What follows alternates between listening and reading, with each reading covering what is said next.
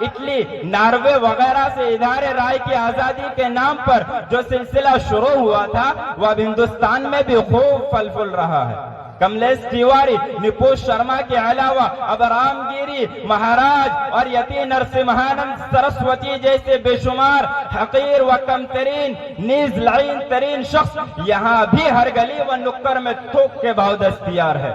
ان لوگوں کے اندر آخر یہ جسارت آتی کہاں سے ہے؟ اس سلسلے میں چند وجوہات ہے جس کے سبب ہمارے ملک و معاشرے میں اہانت رسول اللہ صلی اللہ علیہ وسلم جیسے مسئلہ پیش آ رہا ہے۔ پہلی وجہ مذہبی تعصب۔ بعض افراد گروہ اسلام اور مسلمانوں سے پورے دنیا میں عموماً اور ہندوستان میں خصوصاً تعصب رکھتے ہیں، جس کی وجہ سے وہ ایسے اقدامات کرتے ہیں جو اہانت رسول اللہ صلی اللہ علیہ وسلم کے باعث بنتے ہیں۔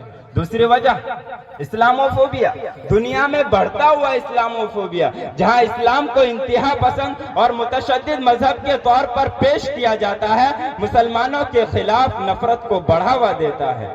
تیسری وجہ سیاسی اور سماجی عوامل۔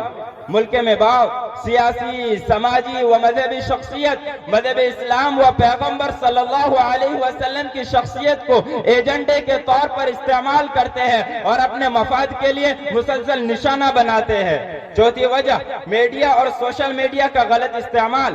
جدید میڈیا اور سوشل میڈیا پر بغیر کسی سینسرشپ کے آزادی اظہار کی آڑ میں اہانت رسول اللہ صلی اللہ علیہ وسلم جیسے واقعات کو فروغ دیا جا رہا ہے۔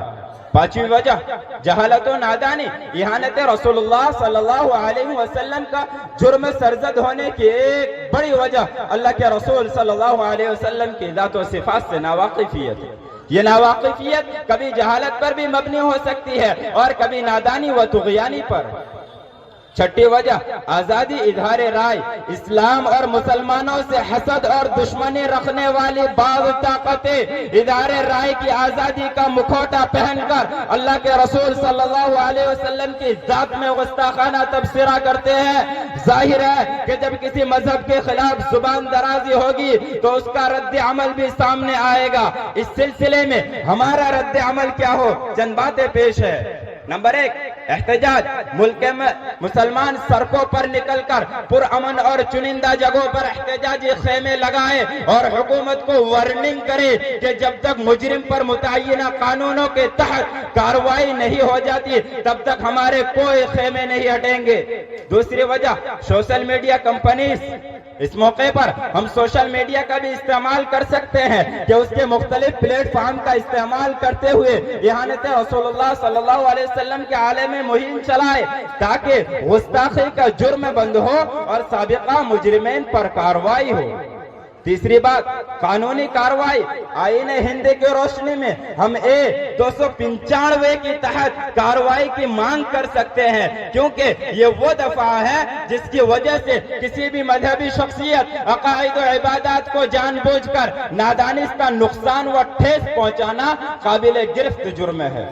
چوتھی بات، اقتصادی بائیکاٹ۔ رد عمل کے طور پر بائیکاٹ بھی ایک نہایت اہم طریقہ ہے۔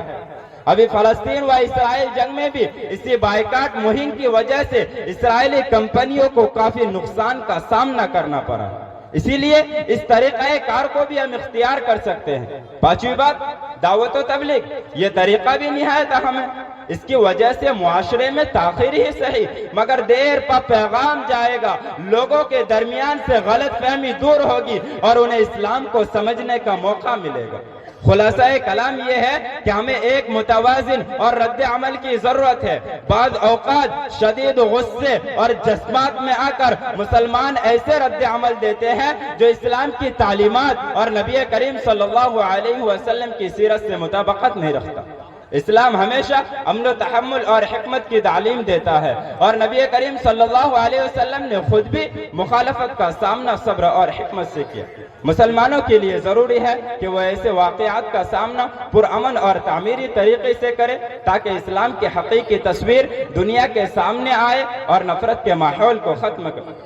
میں ایک شاعری پر اپنے بات کو ختم کرنا چاہتا ہوں کہ بتلا دو گستاخ نبی کو غیرت مسلم زندہ ہے، کہ بتلا دو گستاخ نبی کو غیرت مسلم زندہ ہے، دین پر مر مٹنے کا جذبہ کل بھی تھا اور آج بھی ہے۔ وآخر دعوانا سبحان اللہ، بہت بہت خوب جناب حافظ صدام حسین صاحب. اللہ تبارک و تعالیٰ سے دعا ہے کہ اللہ تبارک و